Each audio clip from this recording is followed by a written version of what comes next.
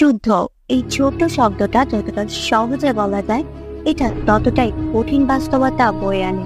না জানি কত মানুষ হারিয়ে ফেলে তার পরিবারকে, কত শিশু হারায় তার মা বাবাকে, কারো কারো তো পুরো পরিবারই ধ্বংস হয়ে যায়।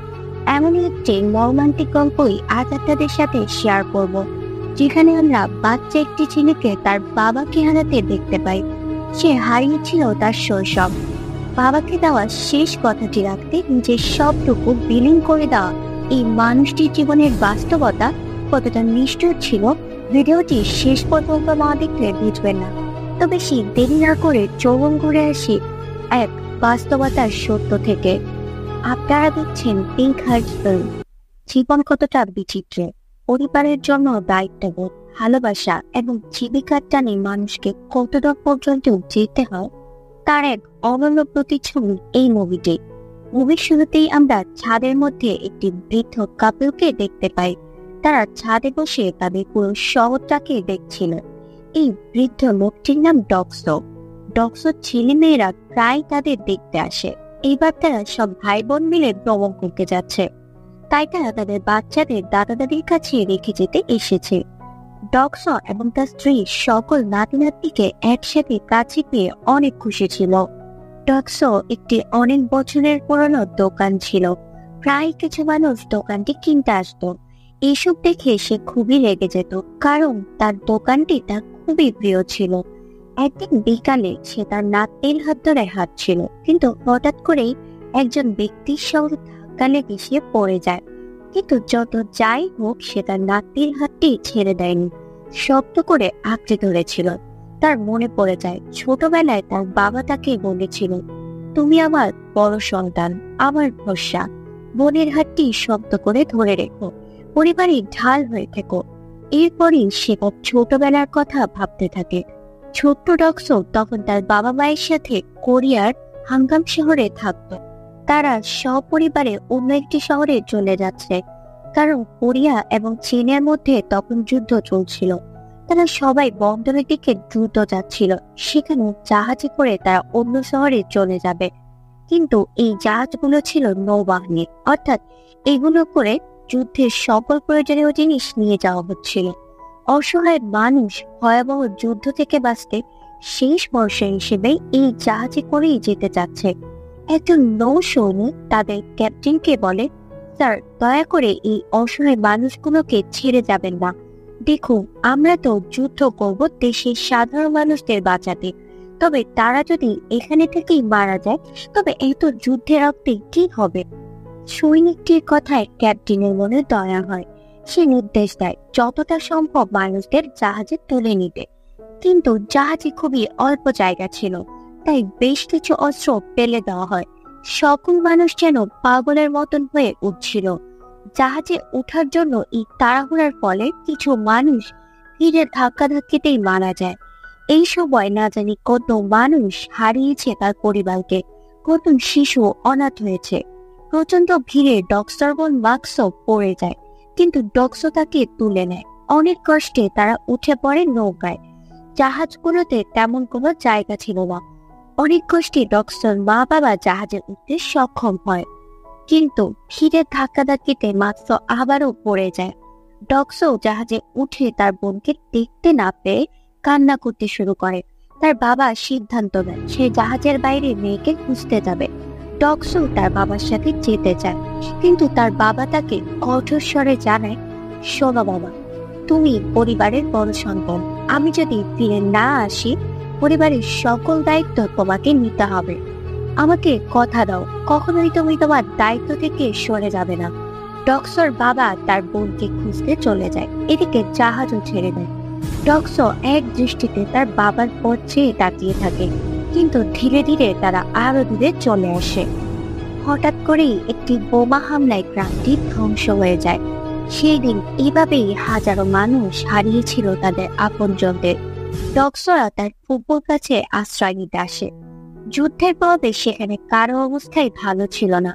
ডক্সোর ফুপু কোনো মতে একটি দোকান চালাত। সে ডক্সোদের আশ্রয় দেয়। ডক্সোর মা মানসিকভাবে প্রচন্ড ভেঙে পড়ে। ডক্সো তার মাকে আশ্বাস দিয়ে বলে, মা, আমি তো আছি। বেঁচে থাকার জন্য তাদেরকে কাজ করতে হবে। ডক্সো ছোট থেকেই লেখাপড়ার পাশাপাশি অনেক কাজ করত। কারো গাড়ি ধুয়ে দিত, কারো বা জুতা পলিশ করে দিত। জীবনের এমন কঠিন অবস্থায় তার একটি বন্ধু হয় যার নাম ট্যালগো। এদিকে 1952 সাল চলে আসে। সেই সময় ঘোষণা দেওয়া হয় যুদ্ধ শেষের পথে, কিন্তু তারপরেও ডক্সোরা বাড়ি ফিরে যেতে সাহস পায় না। সেখানে ডক্সোরা নানা রকম কঠিন পরিস্থিতি পার করে জীবন অতিবাহিত করছে। একদিন রাতে ডক্সোর মা তাকে বলে ভালো করে পড়াশোনা করতে এবং তারপর সংসারের দায়িত্ব নিতে। ডক্সো তার মাকে বলে, মা, তুমি আমার উপর অনেক রেগে আছো, তাই না? আমি আমার বোনকে ফিরিয়ে আনতে পারিনি। ডক্সো মা এসব শুনে বলে, যুদ্ধ এমনই হয় ডক্সো, এতে তোমার কোনো দোষ নেই। তবে হ্যাঁ, তোমাকে অনেক বড় হতে হবে, তবেই আমাদের আজকের কষ্টগুলো সার্থক হবে। দেখতে দেখতে 10টি বছর পার হয়ে যায়।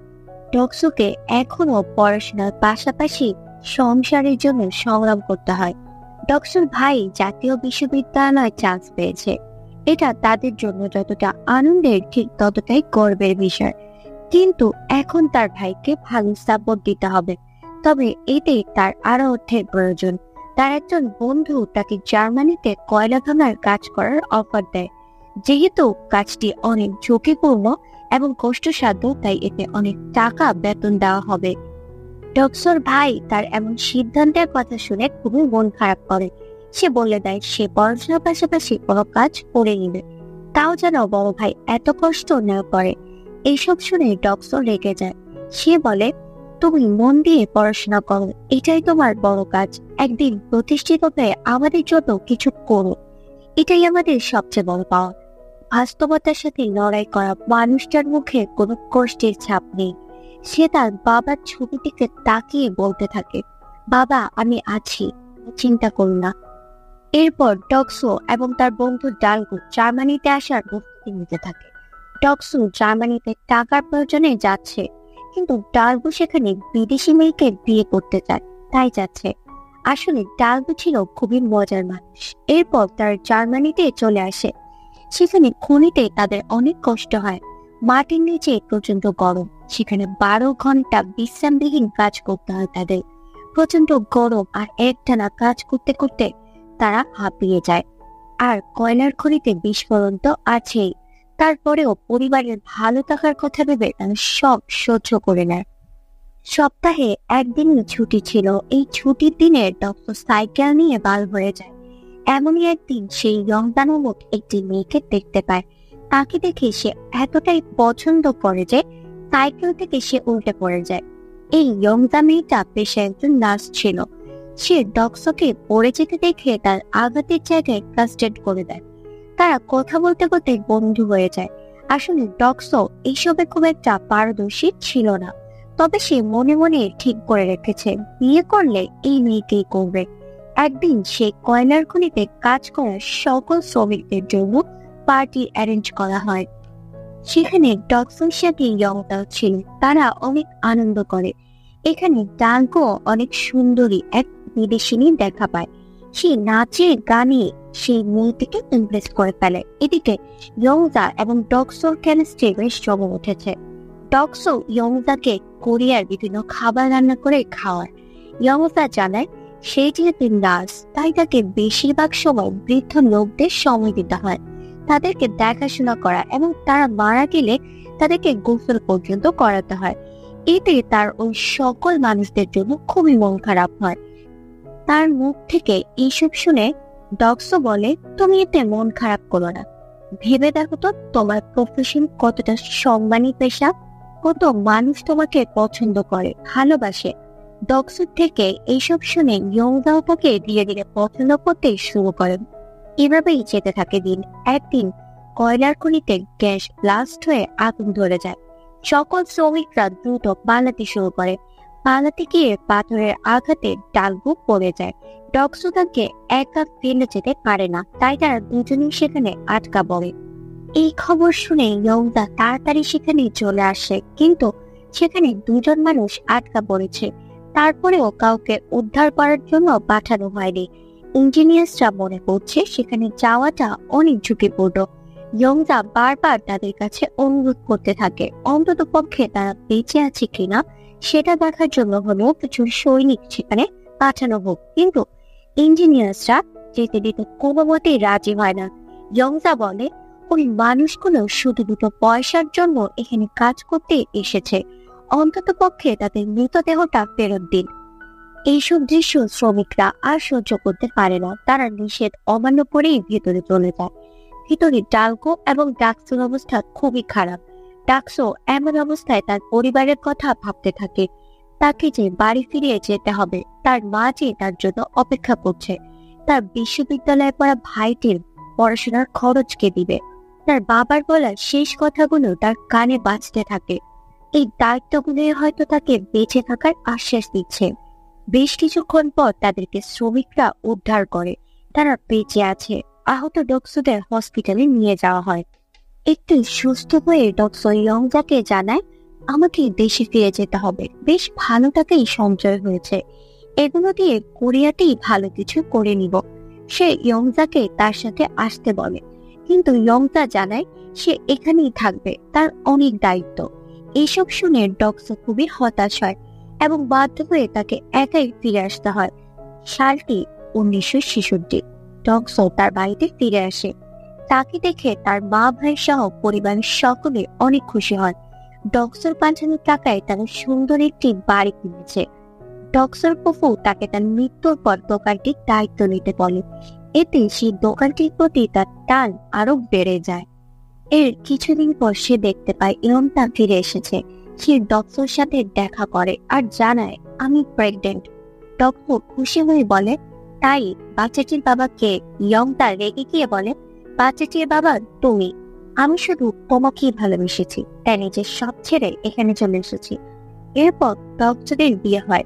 ডক্সো অনেক খুশি ছিল, তার ভালোবাসার মানুষের সাথে তার বিয়ে হয়েছে। একদিন ডক্সোকে দৌড়ে তার বন্ধু ডালবোর কাছে আসতে দেখা যায়। সে কোরিয়ার শিপ বিশ্ববিদ্যালয়ে উত্তীর্ণ হয়েছে। খুব শীঘ্রই সে জাহাজের ক্যাপ্টেন হিসেবে জয়েন করবে। ডক্সো যখন এই খবর তার বাড়িতে দিতে আসে, তখন সে বুঝতে পারে তার বোন তার মায়ের সাথে তর্ক করছে। আসলে ডক্সোর বোন চায় তার প্রেমিকের সাথে তার ধুমধাম করে বিয়ে হোক, কিন্তু তাদের মা তাকে বোঝাতে থাকে এটা সম্ভব নয়, এইসবের জন্য তাদের আরো সময় দরকার, এখন এত পরিমাণ অর্থ নেই। ডক্সোর বোন রাগ করে এই বাড়িটি বিক্রি করে দিতে বলে। আসলে ডক্সো তার বোনকে অনেক আদরে বড় করেছে, তাই জীবনের বাস্তবতা সম্পর্কে সে কিছুই বোঝে না। এইসব কথা শুনে ডক্সো অনেক কষ্ট পায়। এদিকে ডক্সো জানতে পারে তার দোকানটি তার ফুপা বিক্রি করে দিচ্ছে। এটা দেখে সে প্রচন্ড রেগে যায় এবং তার ফুপাকে বলে খুব তাড়াতাড়ি সে নিজেই এই দোকানটি কিনে নিবে। আসলে সব দিক থেকে ডক্সোর উপর প্রচন্ড চাপ পড়ছিল। সেই সময় ভিয়েতনামের যুদ্ধ চলছিল, সেখানে যুদ্ধ করার জন্য কিছু লোক নেওয়া হচ্ছিল। ডক্সো সেই যুদ্ধে যেতে চায়, তবে তাকে সেখানে যেতে তার মা এবং স্ত্রী বাধা দেয়। তার স্ত্রী বলে তুমি আর কত করবে তোমার পরিবারের জন্য, এবার কি জীবনটাও দিয়ে দিতে চাও? আমার আর বাচ্চার কথা তো ভাবো। ডক্সো এইসব শুনে বলে আমার কিছু করার নেই, এগুলো আমার দায়িত্ব, আমি শেষ নিঃশ্বাস পর্যন্ত আমার দায়িত্ব পালন করে যাব। ডক্সোরা যুদ্ধে চলে আসে। ডক্সো যেখানেই যায় তার বন্ধু ডালবোকে সাথে নিয়ে যাবে, এতে তার মনোবল আরো বেড়ে যায়। সেখানে আসার পর ডক্সো দেখতে পায় একটি ছেলেকে কিছু বাচ্চা চকলেটের জন্য মারছে। এটা দেখে ডক্সো খুবই মায়া হয়। সে ছেলেটিকে আরেকটি চকলেট দেয়। এর কিছুক্ষণ পর সেই বাচ্চা ছেলেটি ডক্সোকে ইশারা দিচ্ছিল সেই জায়গা থেকে সরে যেতে। ডক্সো অনেকক্ষণ ভাবার পর বুঝতে পারে ওই বাচ্চাগুলো স্কুল ব্যাগে বোম আছে। বাচ্চাটি ডক্সোকে বাচ্চাটি দৌড়ে আসে। এর কিছুক্ষণের মধ্যেই সেখানে এক বিশাল বিস্ফোরণ হয়, এতে সেই বাচ্চাটি সহ ডক্সোরা অনেক আহত হয়। এত কিছুর পরেও ডক্সো তার বাড়িতে চিঠি লিখতে বলতো সে অনেক ভালো আছে, যুদ্ধের ফলে তাদের কোনো সমস্যা হচ্ছে না। তার স্ত্রী এসব মিথ্যা কথাগুলো স্পষ্ট বুঝতে পারত। রাতের পর রাত সে কান্না করে কাটাতো। একদিন জঙ্গলের তারা গোলাগুলির সম্মুখীন হয়, কিন্তু ভিয়েতনামের সৈন্যরা তাদেরকে বাঁচিয়ে নেয়। এখান থেকেই তাদেরকে জাহাজে তুলে দেওয়া হয়। তার সকলেই তাদের বাড়িতে ফিরে যাবে। তবে মৃত্যুকে তারা খুবই কাছে থেকে দেখেছে। সেখান থেকে ফিরে যাওয়ার সময় কিছু ভিয়েতনামি গ্রামবাসী তাদের কাছে সাহায্য চাইতে আসে। তারা মায়া দয়া করে তাদেরকে জাহাজে তুলে নেয়। সেখানে দুই ভাই বোন ছিল। বোনটিকে তোলার সময় কোরিয়ার সৈন্যরা গুলি করে, ফলে বাচ্চাটি পানিতে পড়ে যায়। এই দৃশ্য দেখে ডক্সো থেমে থাকতে পারে না। আর কোনো ভাইকে সে বোন হারা হতে দিতে পারে না, তাই সেও নদীতে ঝাঁপ দেয় এবং বাচ্চা মেয়েটিকে উদ্ধার করে। বাচ্চাটিকে সে জাহাজে তুলে দিতে পারে, কিন্তু সে নিজে যখন উঠতে যাবে তখন তার পায়ে একটি গুলি লাগে। তবে তাকেও কেউ একজন বাঁচিয়ে নেয়। দূরের গ্রামটিকেও বোমা দিয়ে উড়িয়ে দেওয়া হয়। আর এখানে ভিয়েতনাম যুদ্ধের সমাপ্তি ঘটে। ডক্সরা বাড়ি ফিরে আসে। যুদ্ধ থেকে আয় করার টাকা দিয়ে সে তার পুকুর দোকানটি কিনে নেয় আর তার বোনেরও ধুমধাম করে বিয়ে দেয়। তবে সেই যুদ্ধের ডক্সো তার একটি পা হারিয়েছিল। এদিকে ডালবো এক ভিয়েতনামি মেয়েকে বিয়ে করে নেয়। তার এই ঘটনা পত্রিকাতেও ছাপা হয়েছিল। ডক্সো তার সকল দায়িত্ব পালন করেছে। সে তো একজন বীর যোদ্ধা। এই সব কিছু ছিল বৃদ্ধ ডক্সো কল্পনা। সে তাদের পুরোনো দিনের ছবিগুলো দেখছিল। তার ছেলে মেয়েরাও ঘুরে এসেছে। তারা সবাই একসাথে খেতে বসেছে। এমন সময় তারা বলে বসে, বাবা আর কত কাজ করবে, তোমার এই পুরোনো দোকানটা বিক্রি করে দিলেই তো হয়। এটা শুনে সে খুবই রেগে যায়। সেখান থেকে সে জানালার পাশে বসে ভাবতে থাকে। তার বাবা তাকে বলেছিল, ডক্সো, আমি যদি কখনো ফিরে আসি তবে তোমার ফুপুর দোকানের সামনে আসব। আমি হয়তো তখন তোমাকে চিনব না, তবে তুমি আমাকে খুঁজে নিও। বাস্তবতা সত্যিই বড় কঠিন। বৃদ্ধ ডক্সো এখনো ভাবে তার বাবা ফিরে আসবে। তার সেই দোকানের সামনে এসে বলবে, ডক্সো, বাবা ফিরে এসেছি। অনেক বছর আগে ডক্সো যখন যুবক ছিল, সালটি 1983, সেই সময় টিভিতে একটি অনুষ্ঠান সম্প্রচার করা হয়। সেখানে যুদ্ধে হারিয়ে যাওয়া স্বজনদের খোঁজার উদ্যোগ নেওয়া ছিল। অনেকে হারিয়েছে তার মাকে, অনেকে বা তার বাবাকে। একটা যুদ্ধ কত কিছু, কত আপনজনকে কেড়ে নিতে পারে, তার জলজান্ত প্রমাণ এই মানুষগুলো। সেই সংগ্রামে ডক্সো অংশগ্রহণ করে। সেখানে উপস্থিত সকলে তাদের প্রিয়জনদের বর্ণনা এবং এমন কিছু জিনিস নিয়ে এসেছিল যেটা দিয়ে তারা হারিয়ে যাওয়া মানুষটি খুঁজে পাবে। সেখানে তার হারিয়ে যাওয়া বোনকে সে খুঁজে পায়। সেই মেয়েটি জানায়, আমার ভাই আমাকে কোলে নিয়ে দৌড়াচ্ছিল আর বলছিল, ভয় পেও না মাকসু, আমি আছি। এসব শুনে ডক্সো বলে, আমার বোনের কানে দুল পরানোর জন্য একটি ফুটো করা আছে। এইসব দেখে সে তার বোনকে চিনতে পারে। তার বেশ কিছু বছর পর ডক্সোদের মা মারা যায়। বাস্তবে এমন একটি অনুষ্ঠান সম্প্রচার করা হয়েছিল যার নাম ফাইন্ডিং ডিসপ্যারেট ফ্যামিলিজ। ডক্সো বৃদ্ধ বয়সে এসেও মা বাবাকে স্মরণ করে। মাঝে মাঝে দরজা বন্ধ করে এক মনে তার বাবার সাথে কথা বলে। সে জানায়, বাবা, আমি পেরেছি সবাইকে ভালো রাখতে, আমি পেরেছি মাকসুকে খুঁজে বের করতে, আমি কখনো আমার দায়িত্বের সাথে আপোষ করিনি। এর পরের সিনে আমরা ছোট্ট ডক্সোকে দেখতে পাই, যেখানে সে তার বাবার সাথে কথা বলছে। তার বাবা তাকে বলছে, ডক্সো, আমার বাবা, তুমি আমার আদর্শ সন্তান, তুমি পেরেছো বাবা, আমি গর্বিত তোমার মতন সন্তান পেয়ে। এভাবেই মুভিটির গল্প শেষ হয়। তবে সত্যি আমাদের আশেপাশে এমন হাজারো ডক্সো ঘুরে বেড়ায়, যারা শুধুমাত্র পরিবারকে ভালো রাখতে কঠিন বাস্তবতার সাথে লড়াই করে যাচ্ছে।